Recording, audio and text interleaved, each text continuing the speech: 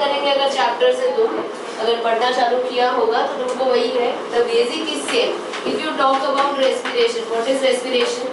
दो चीज तुम्हारे ध्यान में आना चाहिए, one is called as cellular process और दूसरा है it is a catabolic process. Cellular का मतलब it occurs in each and every cell.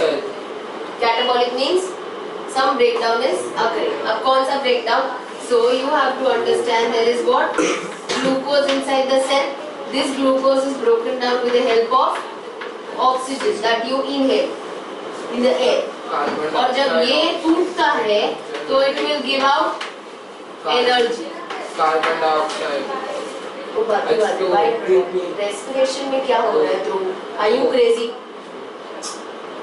If at all the glucose is broken down with the help of oxygen, energy is released. My main motive is this. Byproduct में carbon dioxide है, वो चला जाएगा बाहर, वो बाद की बात। Respiration में ये हो रहा है, this energy will be in two forms. The two forms that we have is one is chemical and the other is heat. Heat का तो कुछ नाम नहीं है, पर chemical का नाम है and that name is called as ATP. Respiration is this. इसको करने के लिए हमारे अंदर एक सिस्टम है जिसको हम बोलते हैं respiratory system. And this respiratory system will as and when you study further you will understand respiratory system has organs involved, several organs that are involved.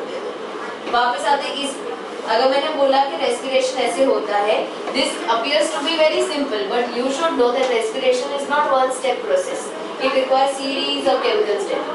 Each series will require one particular enzyme. और enzymes का क्या characteristic तुमको दिया गया है, तो अगर तुम पढ़ोगे कि enzymes कैसे होते हैं तुमको ये पता चलेगा enzymes will work the same way, but enzymes will work on a specific substrate. मतलब for example ये एक substance है, इस पे अगर किसी को enzyme को काम करना है तो जब ये काम करेगा तो एक same byproduct बनाएगा.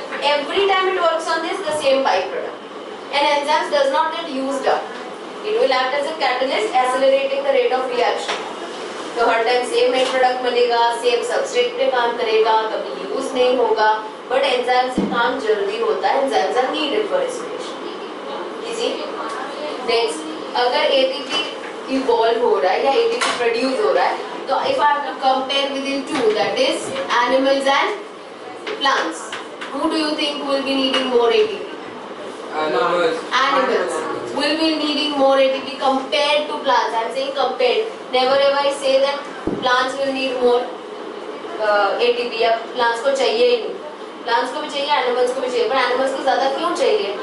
Because of the virtue of locomotion. हम locomote कर सकते हैं, plant locomote नहीं कर सकते. Plant में movement है, हम में भी movement है. But locomotion सिर्फ हमको दिया है, इसीलिए पेड़ यहाँ से वहाँ नहीं जाता, पर हम जा सकते हैं. और हम क्यों जाते हैं ये भी 3-4 रीजन तुमको ऊपर की साइड में साइड कहीं बताया गया है. And the reasons will say that locomotion happens due to protection में भी. Animals will locomote for what? Predator से प्रोटेक्शन के लिए, यंगर वन को बचाने के लिए, शेल्टर ढूंढने के लिए और खाना ढूंढने के लिए. All of these are basic necessities और इसकी वजह से लोकोमोशन होता है, इसीलिए हमको ज्यादा चाहिए. एनिमल्स के अगर तुमने पढ़ा है तो तुमने 5 किंगडम सिस्टम पढ़ा होगा. Have you studied 5 classes of vertebrates? Which are those? Pisces, reptiles, amphibians, aves and mammals. Out of these 5 vertebrates, mammals ही होते हैं. ज़्यादा चाहिए. Warm blooded. Warm blood. they belong to. तो पांचों एनिमल में से ये 2 क्लास को सबसे ज़्यादा एनर्जी चाहिए. पांचों में से भी ये 2 को सबसे ज़्यादा चाहिए, क्योंकि उसको छोड़ दे, वो तुमसे खाना मांग रहा है. वो warm blooded. हाँ. So वो warm blooded है. They have to maintain their own temperature, so they require more energy. Next, there is a paragraph given to you which talks that carbohydrate का कोई दूसरा substrate नहीं होता. Every time glucose is needed ना for respiration. इसके लिए कुछ और रख देंगे तो respiration होगा? नहीं होगा. So the main substrate required for respiration is glucose. Now, एक छोटा जो पैराग्राफ दिया है तुमको, तो उसमें क्या बताया गया है? If you look at this paragraph, you will understand that the flesh eaters का मतलब क्या हो गया? Carnivores. The flesh eaters, they just will eat flesh. Do you know that flesh will have a lot of protein? A lot of protein. समझ आया? तो अगर इतना सारा प्रोटीन है फ्लैश में, तो कार्बोहाइड्रेट तो बहुत कम है, और अगर कार्बोहाइड्रेट नहीं है तो उनमें रेस्पिरेशन कैसे होता है? तो इसके लिए उनको न्यूट्रिशन वाला चैप्टर याद करना पड़ेगा, wherein you study that carbohydrate is made up of what?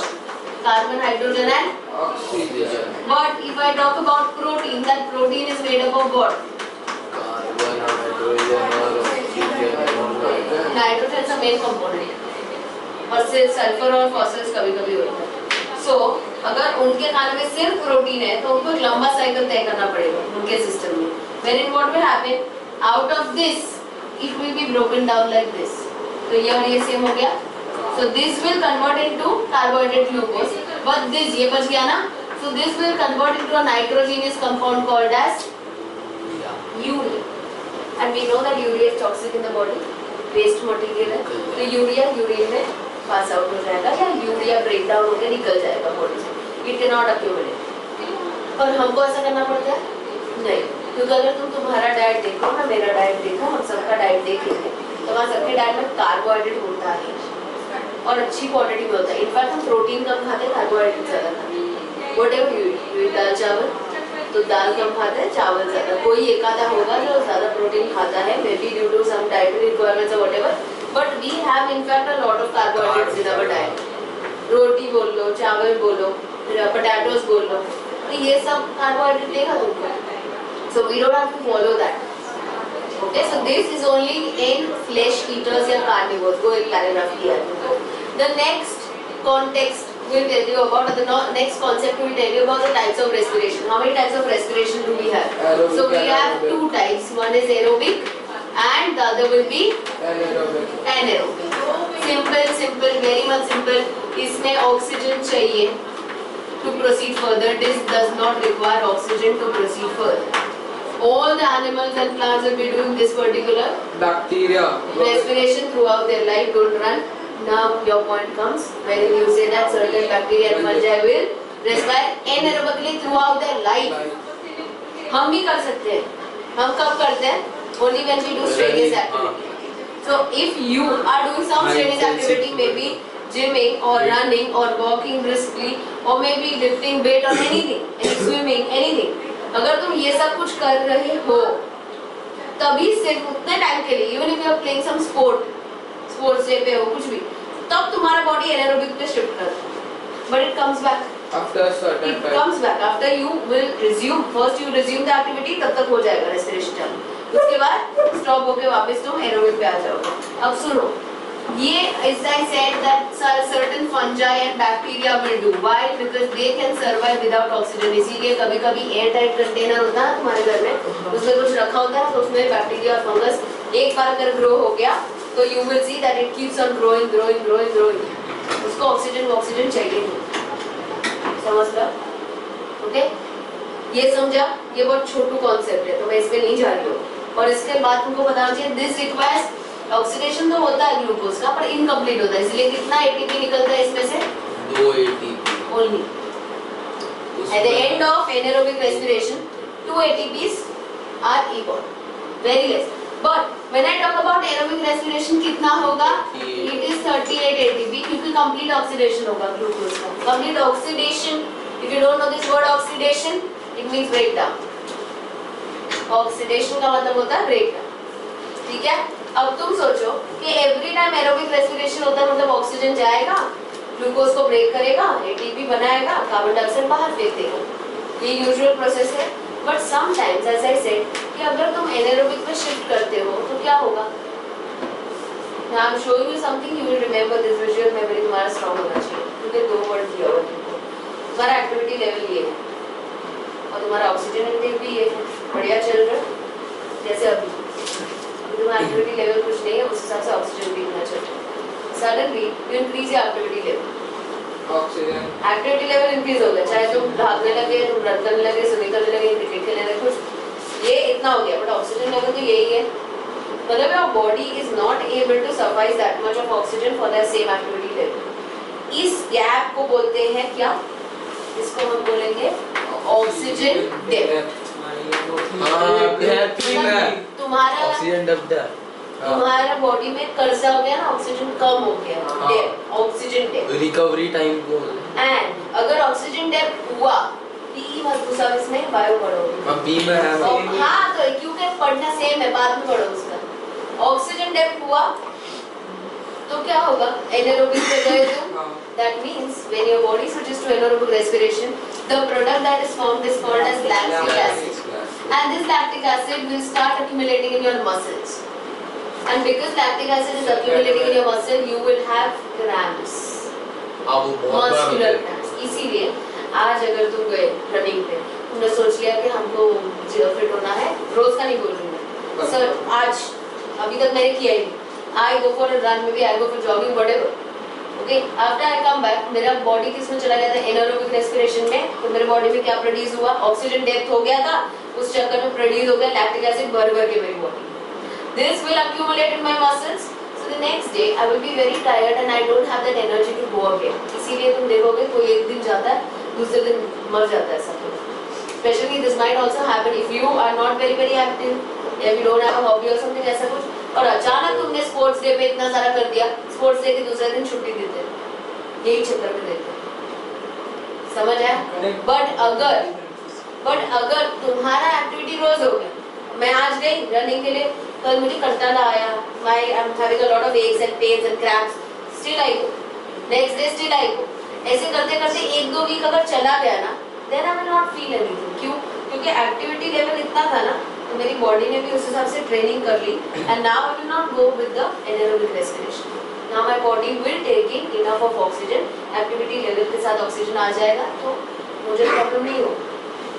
इसीलिए जो जिम करता रहता है ना रोज, उसको प्रॉब्लम नहीं आता, जो नया आता है वो इतने सारे गैप्स ले लेता है, समझ आया?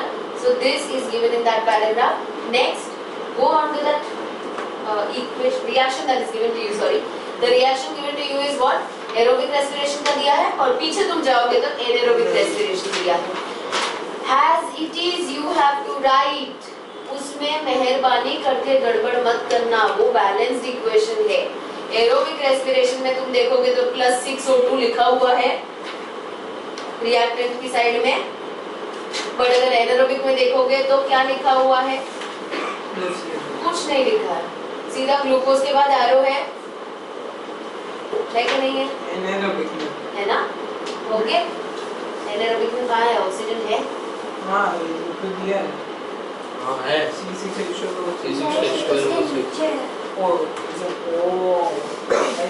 पगला, जब मैं बोली कि एनारोबिक रेस्पिरेशन होगा तो ऑक्सीजन कहाँ से आएगा? अरे वो बोलेगा तो तुम कूद जाओगे क्या कुएं में? नहीं है ना, नीचे है ना बेटा लैक्टिक एसिड वाले में। हाँ सुनो, लैक्टिक एसिड अक्यूमुलेशन पता चला, रिएक्शन हो गया हमारा, रिएक्शन देखो उसको बाहर करो, अभी चाहिए मुझे। और ये आता है 1-1 anaerobic anaerobic both. Look at the difference between the ATP that is given to you and the complete of the equation that is given to your reaction. What are you say? O2 है